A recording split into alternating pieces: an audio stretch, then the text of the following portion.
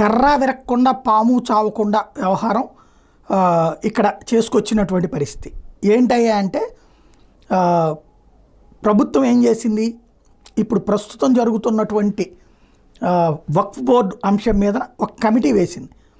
ఆ కమిటీలో ప్రధానంగా అన్ని పార్టీలకు సంబంధించినటువంటి వాళ్ళని ఏర్పాటు చేసింది. వాళ్ళందరితో కూడినటువంటి కమిటీ అంటే వాస్తవంగా ఇంతవరకు 2014లో అధికారం వచ్చాక ఏనాడు కూడా పూర్తి స్థాయిలో ఏది వీళ్ళందరూ కోరినా సరే ఏనాడు కమిటీలు వేయలేదు, అందరినీ కలుపుకెళ్ళినటువంటి పరిస్థితి లేదు.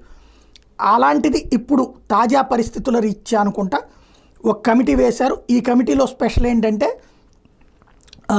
పార్టీలకు సంబంధించినటువంటి వివిధ వర్గాలని, అన్ని పార్టీలకు సంబంధించినటువంటి వర్గాలని అందులో కమిటీలో మెంబర్స్గా వేయడం అన్నటువంటిది వక్ఫ్ బోర్డుకి సంబంధించి. ఇందులో